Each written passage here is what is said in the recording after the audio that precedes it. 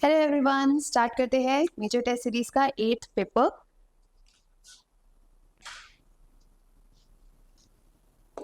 Question number 51, freon को किसके तरह यूज किया जाता है। अब देखो फ्रीऑन क्या होता है। Freon is basically CFCs, chlorofluorocarbon होते हैं। और क्लोरोफ्लोरोकार्बन को हम कहाँ पे यूज करते हैं? एसीज में, रेफ्रिजरेटर्स में। तो आंसर इसका क्या हो जाएगा फिर? सी। नेक्स्ट क्वेश्चन, इनमें से कौन सा क्लोरो डेरिवेटिव जो है वो हाइड्रोलिसिस सबसे आसानी से करेगा, ये पूछा गया है। अब देखो क्लोरो डेरिवेटिव का हम पढ़ते हैं कि इनका हाइड्रोलिसिस मुश्किल होता है। क्यों मुश्किल होता है? क्योंकि यहाँ पे जो क्लोरीन है इसके लोन पेयर्स जो है ये रेजोनेंस में पार्टिसिपेट कर रहे होते हैं, जिसकी वजह से यहाँ पे थोड़ा सा पार्शियल डबल बॉन्ड कैरेक्टर आता है, जिसकी वजह से ये बॉन्ड जो है ये तोड़ना क्या हो जाता है? डिफिकल्ट हो जाता है। अब यहाँ पे कैसे क्या किया जाए फिर? ये जो सब्स्टिट्यूशन है कराया तो जाता है, बट कैसे किया जाता है? इलेक्ट्रॉन विड्रॉइंग ग्रुप्स को लगा के। क्योंकि जो इलेक्ट्रॉन विड्रॉइंग ग्रुप्स है वो जो कार्बन आयन बनेगा यहाँ पे, अगर मानो इसमें मैं OH ऐड करना चाह रही हूँ या OH को सब्स्टिट्यूट करना चाह रही हूँ, तो इस तरीके से यहाँ पे माने ये आया, ये क्लोरीन और ये OH, तो यहाँ पे आ जाएगा नेगेटिव चार्ज। अब ये जो कार्बन आयन बना है ये रेजोनेंस स्टेबलाइज हो सकता है। कैसे स्टेबलाइज हो सकता है? अगर मैं ऑर्थो या पैरा पोजीशन पे कौन सा ग्रुप जोड़ दूं? ना, NO2 ग्रुप जोड़ दूं, because NO2 is electron withdrawing, तो ये नेगेटिव चार्ज को क्या कर देगा? स्टेबलाइज कर देगा। तो यहाँ पे जितने ज्यादा इलेक्ट्रॉन विड्रॉइंग ग्रुप होंगे उतना ही ज्यादा आसान हो जाएगा न्यूक्लियोफिलिक सब्स्टिट्यूशन रिएक्शन का रेट। तो अब सबसे यहाँ पे देखा जाए NO2 NO2 NO2 ऑर्थो और पैरा पोजीशन पे जुड़े हैं, तो आंसर इससे ऑटोमेटिकली क्या आ जाएगा? ए। मेटा पे कोई असर नहीं पड़ेगा, ये ध्यान रखना है, क्योंकि मेटा पे मीसोमेरिक इफेक्ट नहीं ऑपरेट होता। 53, पोटेशियम डाइसाइनो डाइऑक्सिलेटो निकलेट। अब इसका हमसे पूछा गया है स्ट्रक्चर या फॉर्मूला क्या है इसका। अब देखो फॉर्मूले की बात करें तो पोटेशियम तो हमें पता है कि डाइसाइनो ऑक्सिलेटो निकलेट, तो निकल आ जाएगा बाद में। फिर यहाँ पे डाइसाइनो मतलब 2 CN हो गए और 2 ऑक्सिलेट ग्रुप हो गए। यहाँ तक तो कोई दिक्कत नहीं। अब दिक्कत क्या आएगा कि के से पहले क्या नंबर लेगा, यहाँ पे नीचे क्या सब्सक्रिप्ट क्या हो गया, मेन वही कंफ्यूज करेगा। अब देखो यहाँ पे वैसे यूजुअली क्वेश्चन में ऐसे दे रखा होता है कि यहाँ पे ऐसे लिखा होगा निकलेट 2, बट अगर यहाँ पे मेंशन नहीं है तो भी हम उससे काम कर सकते हैं। निकल का जो सबसे कॉमन ऑक्सीडेशन स्टेट होता है वो कौन सा होता है? +2 होता है, तो हम यहाँ पे निकल को मान लेंगे कि ये +2 है। तो +2 और एक CN का -1 ऑक्सिलेट -2। अब यहाँ पे इसको जब सॉल्व करोगे तो ये चार्ज कितना आ जाएगा फिर? -4 आ जाएगा। अब -4 मतलब इस पे ऊपर चार्ज -4 है, तो ये -4, तो यहाँ पे कौन सा नंबर आ जाएगा फिर? 4। मतलब आंसर क्या हो जाएगा फिर? सी। नेक्स्ट क्वेश्चन, ट्राइक्लोरोएसिटिल्डिहाइड का reaction chlorobenzene in presence of sulphuric acid. ये रिएक्शन आप लोगों ने पढ़ा होगा। कहाँ पे पढ़ा होगा? DDT की प्रिपरेशन में। DDT में हम ये चीज पढ़ते हैं। DDT क्या है? Dichloro diphenyl trichloro ethane.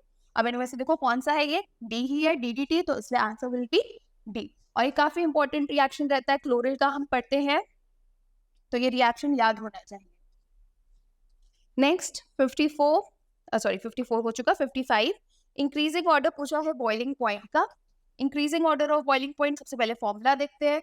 Bromomethane, bromomethane मतलब क्या है अपने पास? CH3Br। सेकेंड ब्रोमोफॉर्म मतलब CHBr3। Third chloromethane CH3Cl।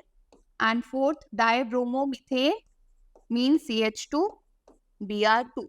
अब देखो बॉइलिंग पॉइंट किस पे डिपेंड करता है? Van der Waals forces of attraction पे। और van der Waals force of attraction कहाँ पे ज्यादा होगा? जहाँ पे मॉलिक्यूलर मास भी क्या हो जाए? ज्यादा। तो हमें देखना है मॉलिक्यूलर वेट जितना ज्यादा उतना ही ज्यादा क्या होना चाहिए? बॉइलिंग पॉइंट मॉलिक्यूलर वेट के डायरेक्टली प्रोपोर्शनल है।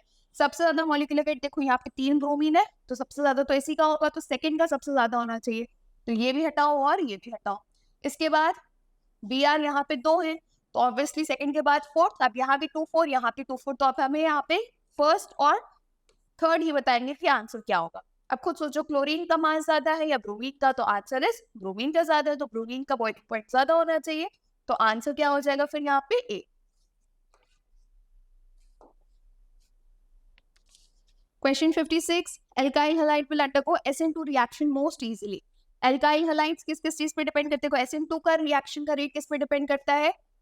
या तो एल्काइल हैलाइड के स्टेरिक हिंड्रेंस में बोल सकते हो, ऑर्डर में पढ़ते हो 1 डिग्री, फिर आता है 2 डिग्री और फिर 3 डिग्री। SN2 का रेट इसी से बताया जाता है, 1 degree, 2 degree and 3 degree. Alkyl halide चीज जो है 1 डिग्री सबसे ज्यादा शो करता है, फिर 3 डिग्री। तो देखो ये भी 1 डिग्री है और ये भी 1 डिग्री है, तो बी और सी ऑप्शन एलिमिनेट हो गए। अब बी और सी में भी अगर देखा जाए तो हम सेकंड पार्ट पे आएंगे कि स्टेरिक हिंड्रेंस कहाँ पे कम मिलेगा। अब खुद सोचो, जहां ब्रांचिंग ज्यादा हो जाएगी वहां पे स्टेरिक हिंड्रेंस भी क्या मिलना चाहिए? ज्यादा मिलना चाहिए। तो यहाँ और यहाँ हिंड्रेंस कम यहाँ पे है, तो सबसे ज्यादा SN2 का रेट कौन शो करेगा? ए।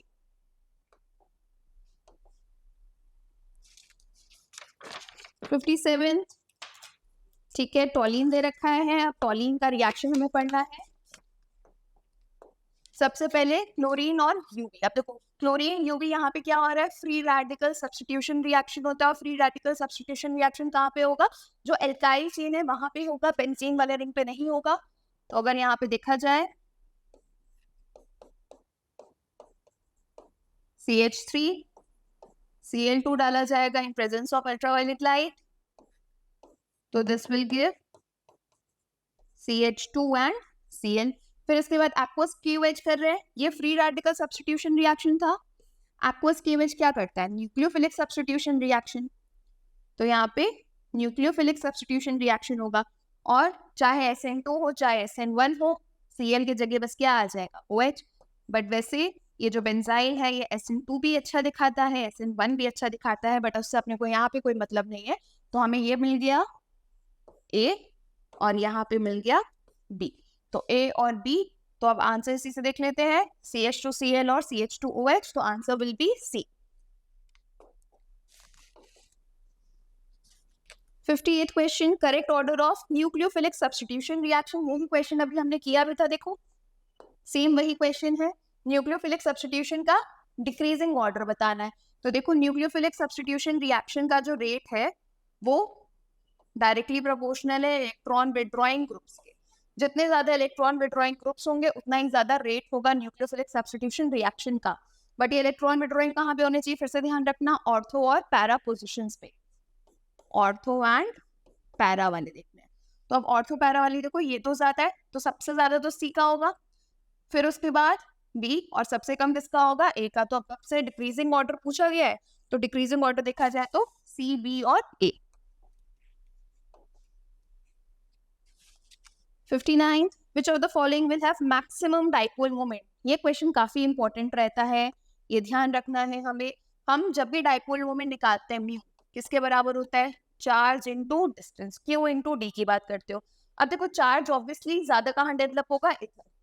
क्यों इधर ज्यादा डेवलप होगा? Because fluorine is the most electronegative element. तो फ्लोरीन ज्यादा इलेक्ट्रोनेगेटिव है एज कम्पेयर टू क्लोरीन, तो चार्ज तो ज्यादा यहाँ पे होगा। बट इस केस में चार्ज तो ज्यादा है, बट यहाँ बॉन्ड लेंथ भी क्या होती है? ज्यादा। तो बॉन्ड लेंथ ज्यादा होने की वजह से जो प्रोडक्ट है वो किस में ज्यादा आता है? CH3Cl में आता है। तो ये एक्सेप्शन हमें काफी अच्छे से ध्यान रखना है कि CH3Cl का जो डाइपोल मोमेंट है वो CH3F से ज्यादा है।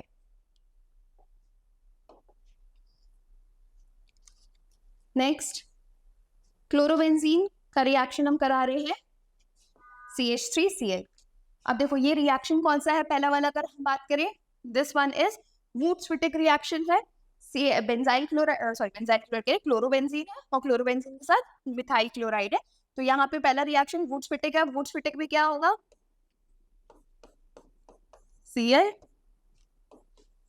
CH3Cl, sodium and dry ether,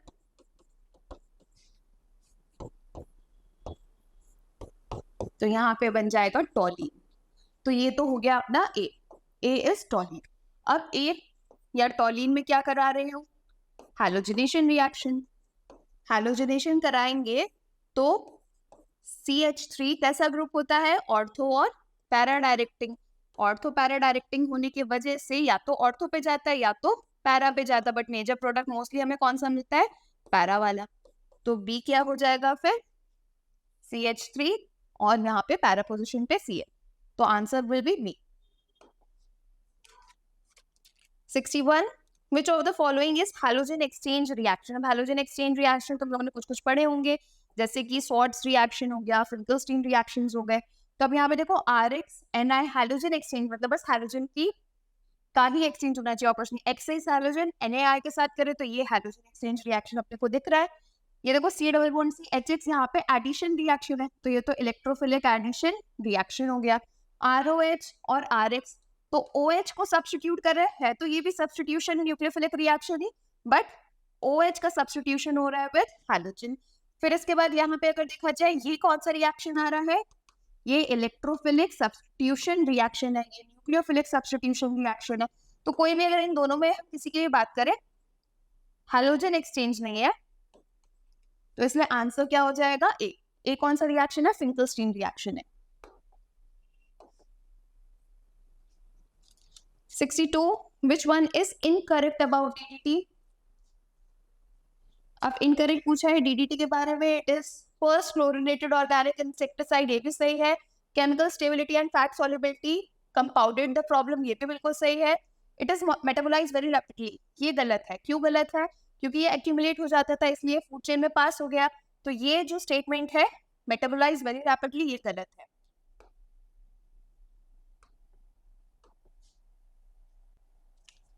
question number 63, best method for conversion of alcohol into an alkyl chloride. ये बेस्ट मेथड हम पढ़ते हैं थायल क्लोराइड वाला होता है SOCl2 के साथ।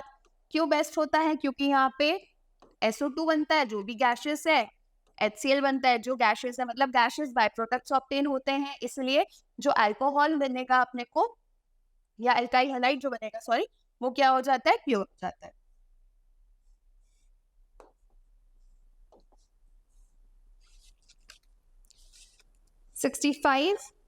ओके फर्स्ट क्वेश्चन, अच्छा सॉरी 64 पे अभी।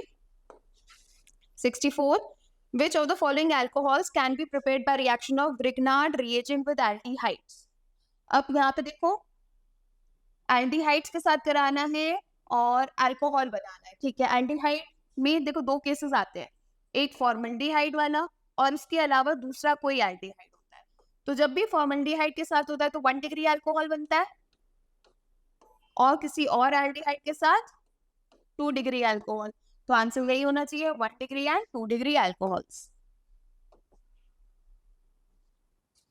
65 पहले हम यहाँ पे दो रिएक्शंस की बात कर रहे हैं। देखो B2H6 वाला जो रिएक्शन है, मतलब जो B वाला बनाने के लिए रिएक्शन है, वो कौन सा है, या इसको हम ऐसे लिख देते हैं, ये for the formation of B जो है ये है हाइड्रोबोरेशन। और हाइड्रोबोरेशन ऑक्सीडेशन रिएक्शन जो होता है,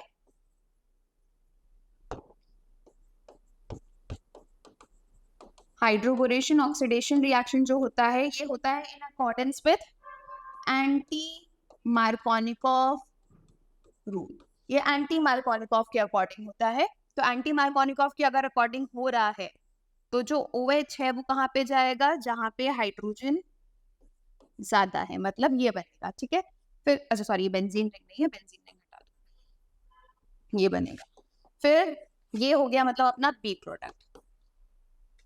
H3O+ के साथ कर रहे हैं तो सिंपली इलेक्ट्रोफिलिक एडिशन रिएक्शन की बात करते हैं। इलेक्ट्रोफिलिक एडिशन रिएक्शन में जहां ज्यादा स्टेबल कार्बोकेटाइन बनता है वहां कार्बोकेटाइन स्टेबल यहाँ बनेगा, तो ये हो गया। या फिर बोल सकते हो मार्कोनिकॉफ के अकॉर्डिंग होगा, ये मार्कोनिकॉफ रूल लगेगा, वहां पे एंटी मार्कोनिकॉफ लगेगा।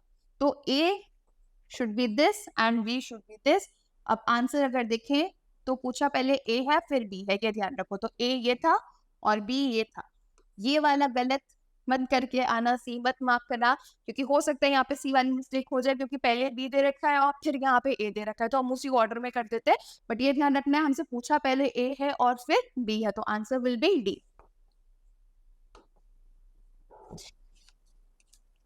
Methanol is industrially prepared by, ये डायरेक्टली एक रिएक्शन ही है, रिडक्शन कराया जाता है CO का यूजिंग H2 एंड ZNO, तो आंसर इसका डी।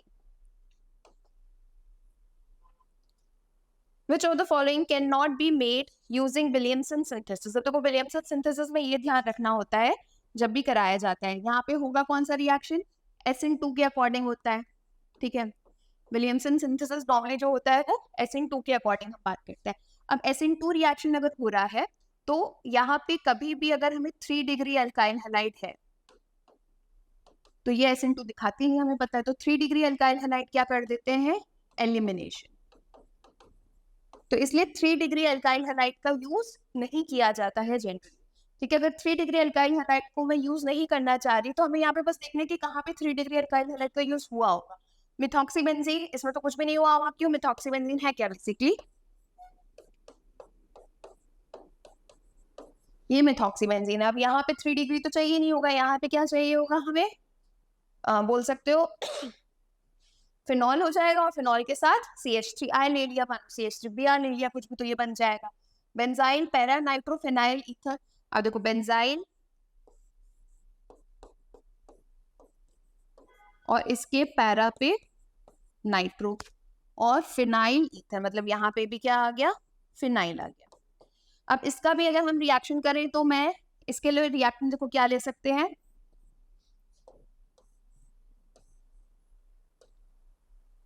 सॉरी ईथर ओ गायब हो गया, यहाँ पे ओ भी आएगा। ठीक है, अब यहाँ पे अगर हम देखें एक यहाँ पे रिएजेंट ऐसे ले सकते हैं, यहाँ पे NO2 और यहाँ पे CH2Br या CH2I ले सकते हैं, और साथ में क्या लिया जा सकता है, फिनॉल लिया जा सकता है। तो अगर ये रिएक्टेंट लोगे तो ये बन जाएगा। यहाँ पे देखो इलेक्ट्रॉन विड्रॉइंग ग्रुप वाला है और बेंजाइल हैलाइड है, तो ये जो रिएक्शंस होते हैं ये SN2 बहुत ज्यादा दिखाते हैं, ये हमेशा ध्यान रखना है। Electron withdrawing groups loves SN2, benzyl भी जो है वो SN2 रिएक्शन बहुत आसानी से दिखाता है, तो इसीलिए ये भी रिएक्शन हो सकता है। सी वाले पे आते हैं। अब देखो सी में क्या बोला, मिथाइल टर्शरी ब्यूटाइल ईथर। अब मिथाइल टर्शरी ब्यूटाइल ईथर में अगर देखा जाए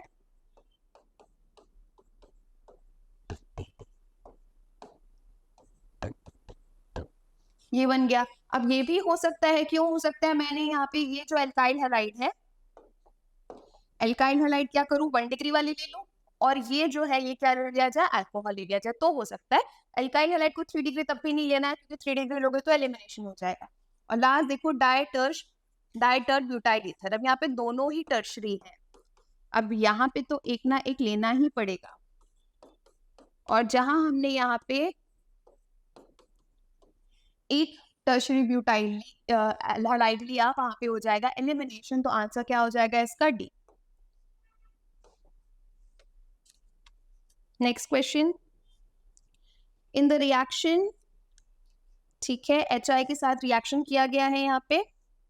अब देखो HI के साथ करते हो तो नॉर्मली हम यहाँ पे अगर बात करें HI के साथ रिएक्शन किया जा रहा है तो फिर से सब्स्टिट्यूशन रिएक्शन ही है, यहाँ पे भी क्लीवेज होता है जो HI के प्रेजेंस में ये। तो नॉर्मली हम आयोडीन की जो बात करते हैं वो जाता है जहाँ पे हिंड्रेंस क्या हो, कम। बट ये हम कब बात करेंगे, जब दोनों ही तरफ क्या हो, 1 डिग्री वाला प्रोसेस चल रहा हो तब। बट यहाँ पे अगर देखा जाए, अगर यहाँ पे कार्बोकेटाइन बना तो ये जो कार्बोकेटाइन बनेगा वो ज्यादा स्टेबल बनेगा, तो ज्यादा स्टेबल कार्बोकेटाइन बनने की वजह से ये जो आयोडीन है ये इधर जाएगा, तो आंसर इस पे हमारा क्या होना चाहिए फिर, CH3 CH CH2I, और यहाँ पे ये OH के साथ चला जाएगा। तो फर्स्ट में अगर देखा जाए CH3 CH2 OH हो जाएगा, ठीक है। CH3 ये तो अलग कंपाउंड बन गया, यहाँ पे अगर देखो ये CH2I है और ये CH3 CH2 OH, तो आंसर क्या हो जाएगा इसका, D.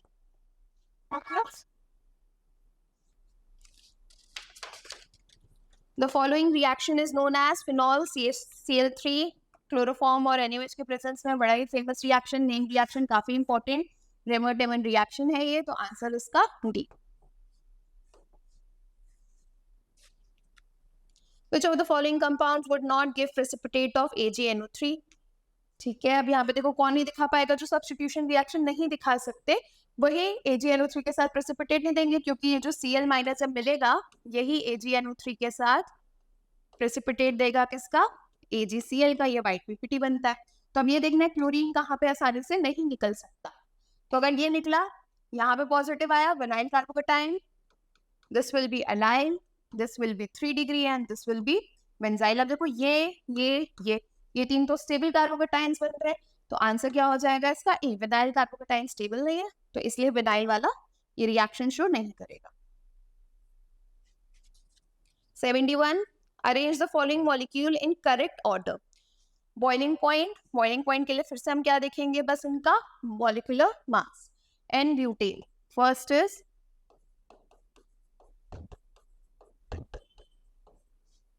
Second 1-chloroब्यूटेन,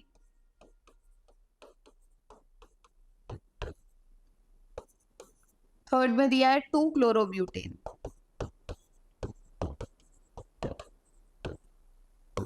and fourth is 2-chloro-2-methyl-propane.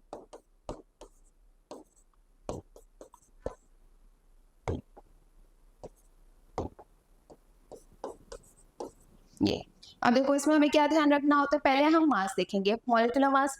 यहाँ पे इन तीनों में तो सेम ही आएगा क्योंकि तीनों क्या है, आइसोमर्स ही है। यहाँ पे बस डिफरेंट है, तो यहाँ पे तो सबसे कम होना चाहिए, सबसे कम वाला 1 आना चाहिए लास्ट में। देखो 1 तुम्हें हर ऑप्शन में दिखा है, बस ए में नहीं दिखा तो ए, सी वाले में नहीं दिखा तो सी में तो हटा देते हैं। फिर उसके बाद अब इन तीनों पे आए। अब जब मास सेम है तो हमें क्या देखना है, ब्रांचिंग। स्ट्रेट चेन वालों का बॉइलिंग पॉइंट ज्यादा होता है, ब्रांच वालों का बॉइलिंग पॉइंट कम होता है। तो स्ट्रेट चेन ये है 2, तो सबसे ज्यादा तो 2 का होना चाहिए, सबसे ज्यादा 2 और सबसे कम 1, तो ये यहाँ पे दिख रहा है, तो आंसर क्या हो जाना चाहिए, फिर उसके हिसाब से ए होना चाहिए। चलो इसके बाद अब नेक्स्ट आते हैं 72 क्वेश्चन पे।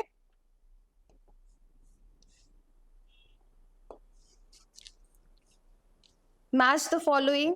पहला रिएक्शन दिया है CH3Br का EGF के साथ, AGF के साथ कौन सा होता है, स्वाट्स रिएक्शन, तो ए का तो होना चाहिए 3। अब ए का 3 हमें यहाँ यहाँ यहाँ दिख रहा है, तो ये वाला हम ए वाला ऑप्शन हटा देते हैं। फिर बी पे आओ, C6H5Br के साथ Na, तो ये फिटिक वाला रिएक्शन है, तो बी का A3B2, तो मतलब अब ये वाला भी ऑप्शन गया। सी पे आए, CH3 CH2Cl और NaI, ये कौन सा रिएक्शन हो गया, फिंगरस्टीन रिएक्शन हो गया, अभी हमने किया था, तो C विल बी 4, तो CA32, आंसर क्या हो जाएगा, डी।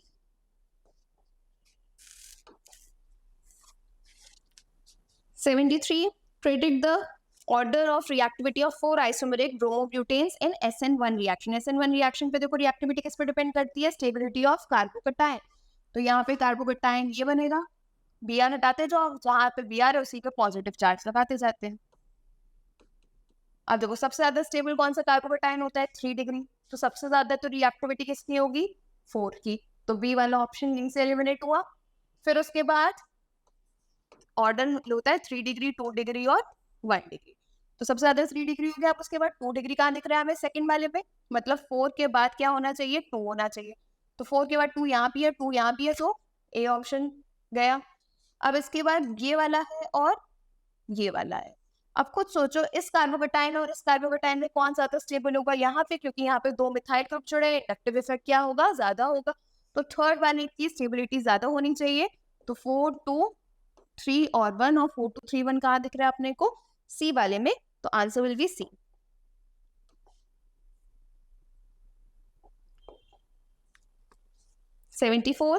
इनकरेक्ट स्टेटमेंट पूछा है। अब देखो ये जो रिएक्शन है, 3 डिग्री ब्रोमाइड है, 3 डिग्री अल्काइल ब्रोमाइड वाटर के साथ रिएक्शन कर रहा है, और OHBr की जगह बस OH आ रहा है, मतलब यहाँ पे कौन से रिएक्शन की बात कर रहे हो, तो SN1 की बात कर रहे हो, तो SN1 के लिए कौन सा सही है ये हमें देखना है। सबसे पहला statement, it follows first order kinetics, ये तो सही बात है, फर्स्ट ऑर्डर है, SN1 रिएक्शन है, तो it takes place in polar aprotic solvent, ये गलत हो गया, क्यों गलत हो गया, क्योंकि यह एप्रोटिक नहीं, ये किसके प्रेजेंस में होता है, प्रोटिक, SN2 एप्रोटिक के प्रेजेंस में और SN1 protic. Walden inversion of configuration takes place, ये भी गलत है। ये भी क्यों गलत है, क्योंकि यहाँ पे क्या होता है, रिटेंशन होता है और इन्वर्जन भी होता है, बट कम अमाउंट में होता है। वॉल्डेन इन्वर्जन हम किस में पढ़ते हैं, SN2 में पढ़ते हैं। फिर इट इज 2 स्टेप्स रिएक्शन, ये सही है, 2 स्टेप होता है। पहले स्टेप में क्या होता है, कार्बोकटाइन का फॉर्मेशन, दूसरे में अटैक होता है न्यूक्लियोफाइल का। इट इज बायोमोलिकुलर, गलत है, यूनिमोलिकुलर रिएक्शन है, बिकॉज जो RDS है उसमें सिर्फ एक हमारा एल्काइल हैलाइड होता है, तो 2 गलत है, 3 गलत है और 5 गलत है, मतलब आंसर इसका ए हो जाएगा। नेक्स्ट क्वेश्चन, बेंजीन का रिएक्शन हो रहा है Cl2 के साथ एनहाइड्रस AlCl3, मतलब हम फिर से क्या करा रहे हैं, यहाँ पे फ्लोरिनेशन कराया जा रहा है। या हैलोजिनेशन बोल सकते हो, बेंजीन प्लस Cl2, तो फर्स्ट कंपाउंड जो मिलेगा वो हो जाएगा क्लोरोबेंजीन, तो ये हो गया P। फिर इसके बाद इसका किया जा रहा है असाइलेशन, फ्रीडल क्राफ्ट असाइलेशन हो रहा है यहाँ पे, तो ये ऑर्थो पैरा डायरेक्टिंग होता है क्लोरीन, तो इसके पैरा पोजीशन पे क्या चला जाएगा, COCH3, तो ये बन गया Q। फिर इसमें नाइट्रेशन होगा, कॉन्सेंट्रेटेड HNO3 अगर डालें तो देखो ये क्लोरीन ऑर्थो पैरा डायरेक्टिंग है और COCH3 कैसा है, मेटा डायरेक्टिंग, दोनों से सूटेबल देख सकते हो, इसका ऑर्थो ये हो गया और इसका मेटा ये हो गया, तो यहाँ यहीं पे क्या जुड़ जाएगा, फिर NO2 जुड़ना चाहिए, तो आंसर इसका क्या हो जाएगा, फिर C हो जाएगा। नेक्स्ट क्वेश्चन, इनमें से कौन से रिएक्शन में CC बॉन्ड फॉर्मेशन हो रहा है, ठीक है, टेक्स प्लेस पूछा है। स्वार्ट्स रिएक्शन क्या था, अभी हमने डिस्कस किया था थोड़ी देर पहले, Swarts reaction is halogen exchange reaction, तो बस हैलोजन का एक्सचेंज हुआ, कोई नई कार्बन कार्बन की बॉन्ड नहीं बनी। फिंकलस्टीन भी सेम हैलोजन एक्सचेंज रिएक्शन, तो बचा यही हमारे पास रेमटेनमन रिएक्शन, और इसमें साइलसिल्डिहाइड बनता है, तो यहाँ पे कार्बन कार्बन बॉन्ड का फॉर्मेशन होता है।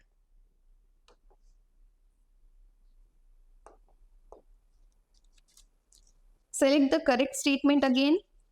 SN1 reaction is favored by polar protic. अब देखो करेक्ट पूछा है, मैंने अभी बताया पोलर प्रोटिक के प्रेजेंस में SN1, ए प्रोटिक के प्रेजेंस में SN2, तो पहला बोला है favoured by polar aprotic, गलत हो गया।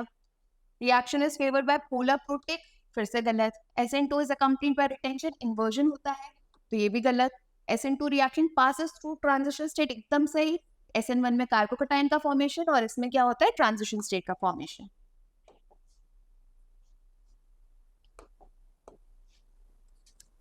Reactivity order of halogen towards ethane, तो रिएक्टिविटी का ऑर्डर क्या होता है, रिएक्टिविटी सबसे ज्यादा फ्लोरीन, फिर chlorine, bromine and iodine, answer should be B.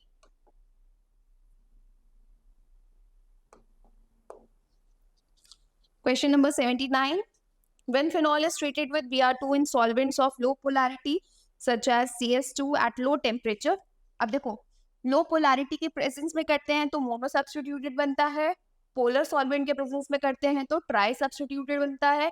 क्यों बनता है, क्योंकि वहां पे सल्फेट ऑक्साइड आयन का फॉर्मेशन होता है जो कि हाईली एक्टिवेटिंग हो जाता है, तो ऑर्थो पैरा पोजीशन हर जगह रिएक्शन हो जाएगा, तो इधर तो लो पोलैरिटी में कर रहे हो तो मोनो सब्स्टिट्यूटेड।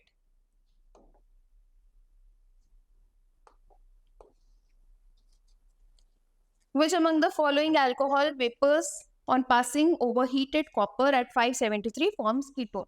अब ये भी याद रख सकते हैं, कैसे याद रख सकते हैं, अगर 1 डिग्री अल्कोहल है और 2 डिग्री अल्कोहल है, 1 डिग्री देता है एल्डिहाइड, 2 डिग्री देता है कीटोन, क्योंकि इन दोनों केस में होता है क्या, dehydrogenation.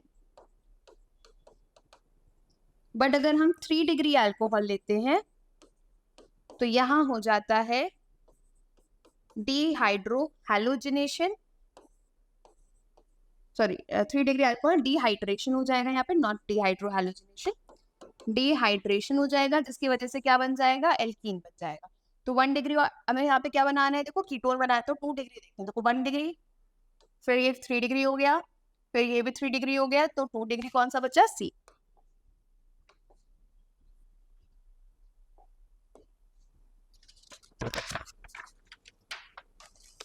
Consider the following statement, Werner theory के अकॉर्डिंग बताना है यहाँ पे।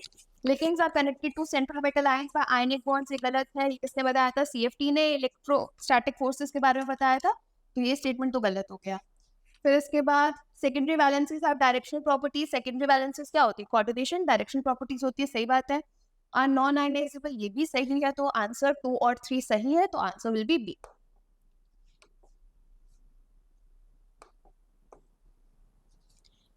How many rings are formed in CO diene twice? अब देखो डाइईन की अगर हम बात करें क्या है ये, this is a tridentate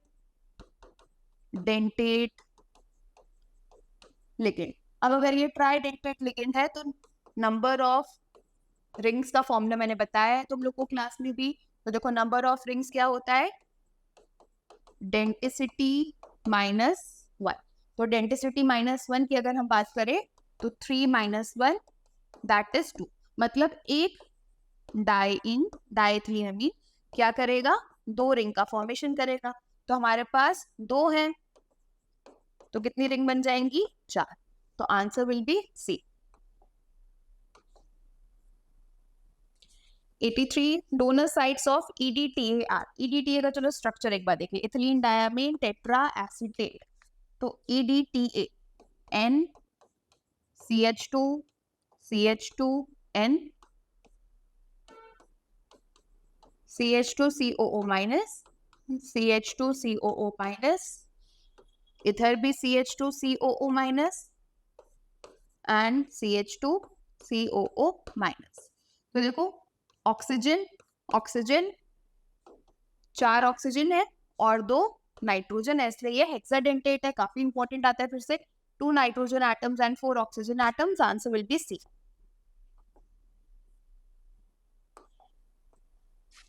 next resistance reason. Assertion reason में यहाँ पे दिया है first SN2 mechanism is accompanied by racemization. अब देखो SN2 में क्या हम पढ़ते हैं, होता है मेजरली वॉल्टन इन्वर्जन होता है, ना कि रेसिमाइजेशन। रेसिमिक मिक्सचर हमें कहाँ पे मिलता है, SN1 में मिलता है, क्योंकि वहाँ रिटेंशन भी होता है थोड़ा बहुत, और मतलब मेजरली रिटेंशन होता है, थोड़ा बहुत इन्वर्जन भी होता है अगर बात करें। तो यहाँ पे रेसिमाइजेशन इसमें तो नहीं होता, तो असर्शन तो गलत है। SN2 nucleophile attaches itself on the same side opposite side से अटैक होता है, तभी तो इन्वर्जन होता है। तो इसलिए ये भी क्या है, गलत। तो assertion and reason both are false.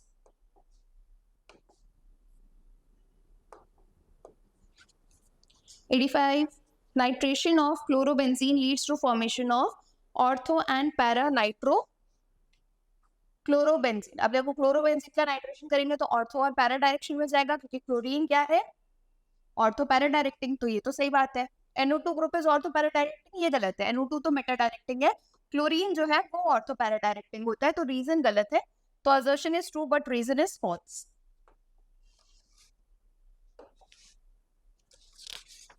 Next question. अब आए हम सेक्शन बी पे। सेक्शन बी का question number 86, which is in a orbital and low spin complex. तो लिगेंड को देख के हम काम कर सकते हैं। देखो स्ट्रॉन्ग इसी केस में दिख रहा है, तो इसी को पहले उठाते हैं, क्योंकि हमें पता है कि पेयरिंग कहाँ पे होती है, लो स्पिन कॉम्प्लेक्स जनरली कौन बनाते हैं, जहाँ पे स्ट्रॉन्ग फील्ड लिगेंड हो। तो बी वाला ऑप्शन से डायरेक्टली करते हैं। क्लोरीन फ्लोरीन फ्लोरीन हमें पता है क्या है, वीक फील्ड लिगेंड है, तो ये CN is a strong field ligand, तो इसी को लेके पहले करते हैं। ऑक्सीडेशन स्टेट आएगा Mn3+। मतलब इलेक्ट्रॉनिक कॉन्फ़िगरेशन 3d5 4s2 होती है, 3 इलेक्ट्रॉन निकल गए तो 3d4 है, और उसके बाद इलेक्ट्रॉन की पेयरिंग करानी है, तो यहाँ से एक इलेक्ट्रॉन हटा देते हैं और इसको हम पेयर करा देते हैं। तो अब देखो एक, तो ये हाइब्रिडाइजेशन क्या हो गई, D2sp3 इनर ऑर्बिटल वाला, तो देखो बैठ गया ये वाला, तो आंसर क्या हो जाएगा इसका बी।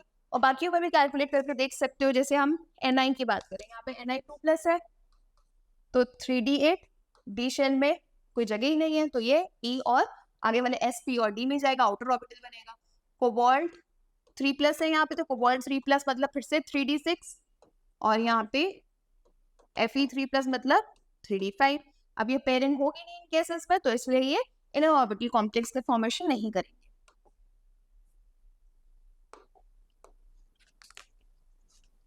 क्वेश्चन नंबर 87, असर्शन है फिर से CuF6 3- इस हाई स्पिन कॉम्प्लेक्स। अभी देखो इससे पहले ही मैंने तुम्हें ये क्वेश्चन में बताया है, CuF6 3- अभी हमने किया कोबाल्ट 3+, कोबाल्ट 3+ मीन्स 3d6। अब D में इलेक्ट्रॉन है, पेयरिंग हो नहीं रही है इलेक्ट्रॉन्स की, तो ये 4 अनपेयर्ड इलेक्ट्रॉन ऐसे ही रहेंगे, आगे S और sp_d में लोन पेयर्स जाएंगे, तो इसकी हाइब्रिडाइजेशन क्या होगी, sp3d2 sp3d2 है, तो हाई स्पिन कॉम्प्लेक्स है, तो ये तो सही बात है। स्ट्रॉन्ग फील्ड नहीं है, फ्लोरीन क्या है, weak field ligand, halogens weak field ligand ही होता है, तो असर्शन सही है बट रीजन गलत है, तो assertion is true but reason is false, answer will be B.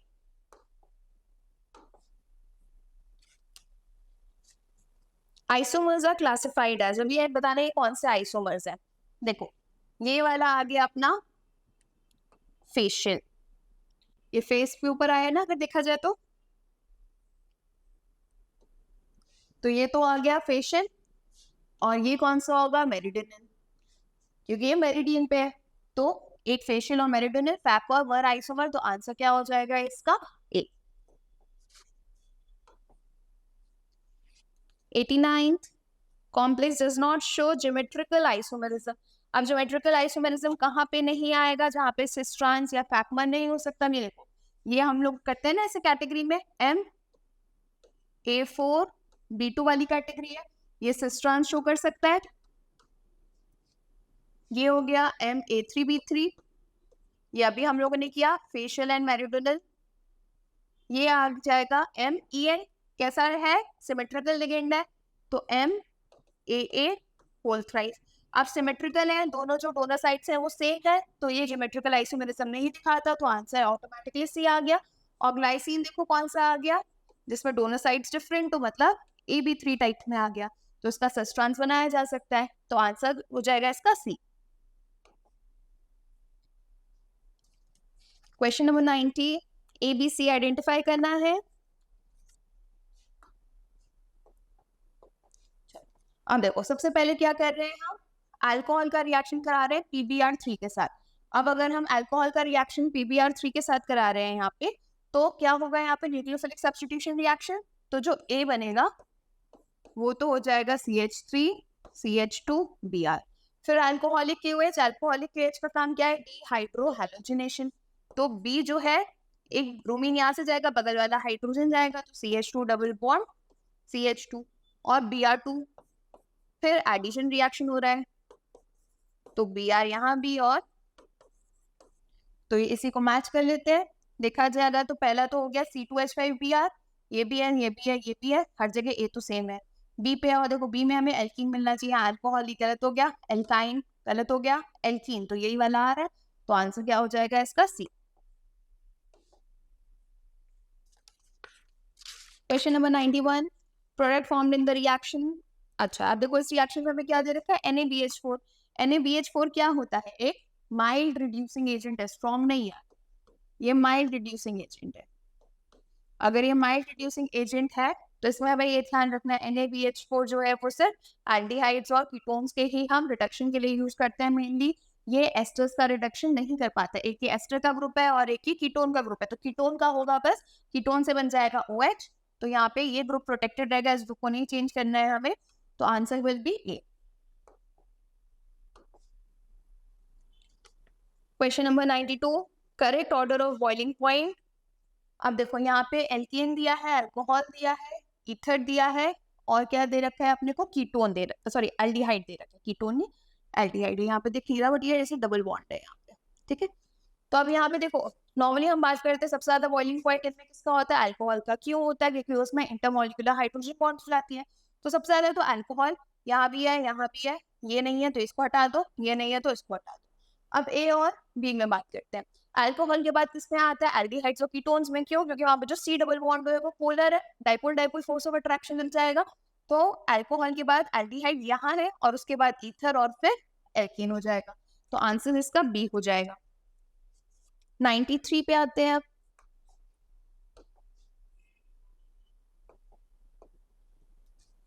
Which product is correct in the following reaction, ठीक है। अब यहाँ पे SOCl2 के साथ कर रहे हैं, SOCl2 देखो क्या करता है, SN2 मैकेनिज्म के थ्रू यहाँ पे सब्स्टिट्यूशन कर रहा है, तो OH की जगह Cl ही आ रहा है, बट किसके थ्रू आ रहा है, SN2 के। और SN2 में क्या होता है, इन्वर्जन होता है, ये भी ध्यान रखना, SN2 में हमें इन्वर्टेड प्रोडक्ट मिलता है। अब हमें कैसे पता चलेगा कहाँ पे इन्वर्जन हो रहा है, सबसे अच्छा क्या है, इनकी RS कॉन्फ़िगरेशन निकाल लो, उससे काम हो जाता है।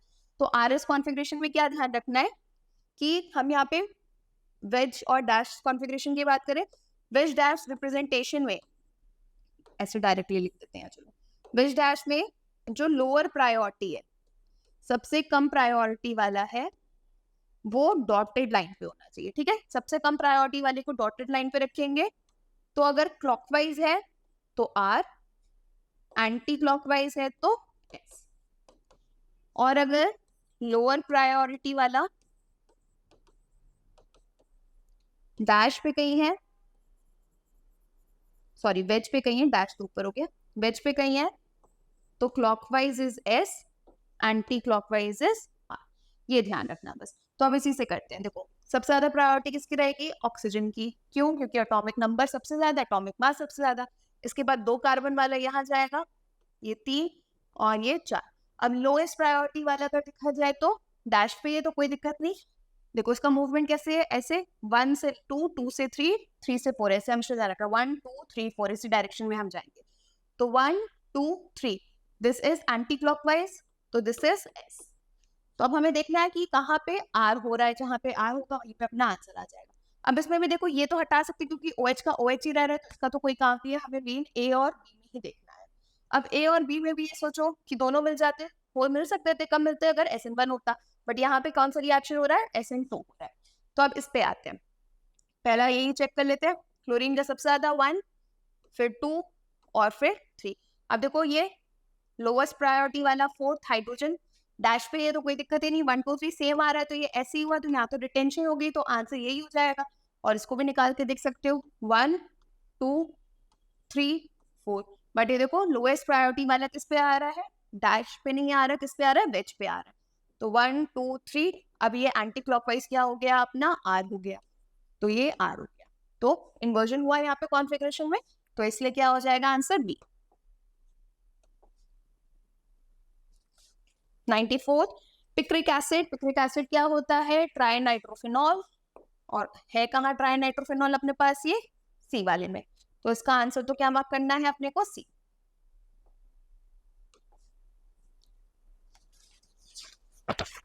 95 वीकेस्ट कार्बन क्लोरीन बॉन्ड पूछी गई है। वीकेस्ट कार्बन क्लोरीन बॉन्ड मतलब जहां से क्लोरीन आसानी से निकल सके। तो अब यहाँ पे देखो ये बेंजीन रिंग से जुड़ा है, sp2 कार्बन से जुड़ा है, पार्शियल डबल बॉन्ड, यहाँ भी पार्शियल डबल बॉन्ड, यहाँ पे भी पार्शियल डबल बॉन्ड, बट ये किससे जुड़ा है, sp3 कार्बन से जुड़ा है, पार्शियल डबल बॉन्ड नहीं है, ज्यादा स्टेबल कार्बोकटाइन बना देगा, बेंजाइल कार्बोकटाइन, तो CCl बॉन्ड सबसे वीक यही है, आंसर डी हो जाएगा। 96 स्ट्रॉन्गेस्ट CO बॉन्ड पूछा है। अब यहाँ पे आएगा बैक बॉन्डिंग वाला कॉन्सेप्ट, क्या सिनर्जिक बॉन्डिंग वाला कॉन्सेप्ट। देखो strongest CO bond, strong CO bond कौन सी होगी, जिसका बॉन्ड ऑर्डर क्या हो, ज्यादा। स्ट्रॉन्ग बॉन्ड किसके लिए, CO के लिए पूछ रहा है, तो इसके लिए बॉन्ड ऑर्डर क्या होना चाहिए, ज्यादा। बॉन्ड ऑर्डर कब ज्यादा होता है, जब बैक बॉन्डिंग कम हो। बैक बॉन्डिंग क्या करती है, बैक बॉन्डिंग की वजह से CO के एंटी बॉन्डिंग ऑर्बिटल में इलेक्ट्रॉन जाता है, एंटी बॉन्डिंग के जाने की वजह से उसका बॉन्ड ऑर्डर क्या होता जाता है, कम होता जाता है, इसी वजह से बॉन्ड लेंथ बढ़ती है। तो हमें देखना है बैक बॉन्डिंग जब कम होगी तभी बॉन्ड ऑर्डर ऑफ CO क्या होगा, ज्यादा होगा।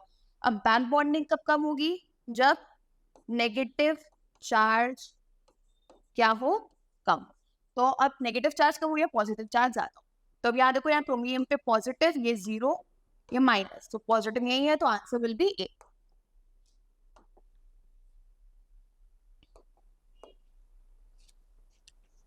नाइन्टी सेवेंथ में इनकरेक्ट स्टेटमेंट बताना है, अब ये फिर से ध्यान रखें, इनकरेक्ट पे जाना है अपने को। Metal carbon bond in metal carbonyl possess sigma and pi character, सही बात है, सिग्मा से कार्बोनिल लोन पेयर देता है, और उसके बाद क्या होता है, मेटिल वापस उसके एंटी बॉन्डिंग में इलेक्ट्रॉन शेयर करता है, जिसकी वजह से उसमें पाई कैरेक्टर आ जाता है, तो ये स्टेटमेंट तो सही है। Due to synergic bonding metal carbon bond becomes weak. अब देखो उसमें डबल बॉन्ड का कैरेक्टर आ रहा है, अगर मैं बोलूँ ये M, तो यहाँ पे क्या हुआ, इसने जब इलेक्ट्रॉन इसको दिए तो एक सिग्मा तो ये बनी थी, अब क्या बन गई, पाई, तो ये यहाँ पे डबल बॉन्ड कैरेक्टर आ गया ना, तो ये बॉन्ड तो क्या हो गई, स्ट्रॉन्ग हो गई, वीक तो नहीं हुई। तो मेटिल कार्बन बॉन्ड बिकम्स वीक, ये तो अपने को साफ साफ यहाँ पे गलत दिख रहा है, आगे वाले भी डिस्कस कर लेते हैं। Due to synergic bonding carbon oxygen bond strength decreases, ये सही है, क्यों, क्योंकि फिर से बॉन्ड ऑर्डर क्या हो जाता है, इसकी वजह से कम हो जाता है, तो इसलिए बॉन्ड स्ट्रेंथ भी डिक्रीज हो जाती है। इन metal carbonyl extent of synergic bonding will increase with increase in negative charge. अभी हम लोगों ने देखा जितने ज्यादा इलेक्ट्रॉन होंगे मेटल के पास उतना ही ज्यादा तो वो बैक बॉन्डिंग करेगा, तो ये भी सही है, तो answer will be B. 98 assertion reason again, chlorine is an ortho para directing group, सही बात है, क्योंकि ये प्लस M इफेक्ट दिखाता है, इसकी वजह से ये ऑर्थो पैरा डायरेक्टिंग होता है। Chlorine is an electron withdrawing group, ये भी सही है। क्यों? क्योंकि हम हैलोजेंस में एक स्पेशल चीज पढ़ते हैं क्या, कि इनका इंडक्टिव इफेक्ट ज्यादा स्ट्रॉन्ग होता है एज कम्पेयर टू मीसोमेरिक इफेक्ट, इसलिए इनको हम वीकली डीएक्टिवेटिंग ग्रुप्स में बोलते हैं। तो chlorine is an electron withdrawing group, ये भी गलत नहीं है, ये भी सही है, ये भी सही, ये भी सही, बट इलेक्ट्रॉन विड्रॉइंग होने के वजह से ऑर्थो पैरा पे नहीं जा रहा है, तो इसीलिए करेक्ट एक्सप्लेनेशन नहीं है, तो आंसर बी। एक मिनट, इज नॉट, इसमें यहाँ पे एक चीज मिसिंग है, reason is not the correct, ये करेक्ट होके ही आएगा आप लोगों के पास, बट ये एक मिस्टेक है, इसमें हमने चेंज कर दिया।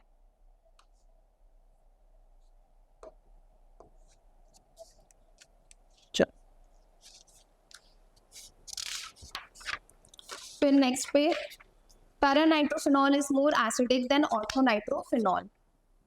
सही बात है, पैरानाइट्रोफिनॉल क्यों ज्यादा एसिडिक है? क्योंकि ऑर्थोनाइट्रोफिनॉल में देखो क्या हो जाती है, intramolecular hydrogen bonding,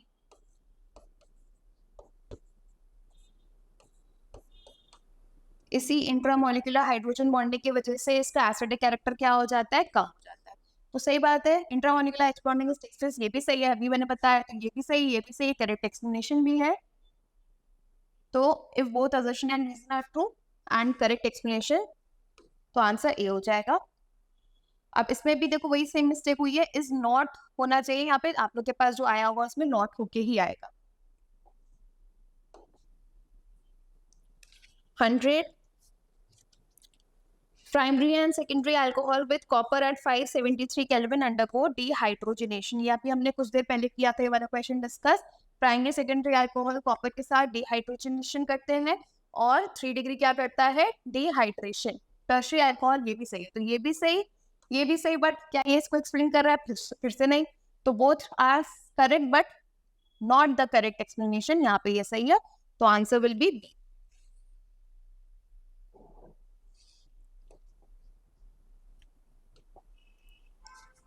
Thank you everyone.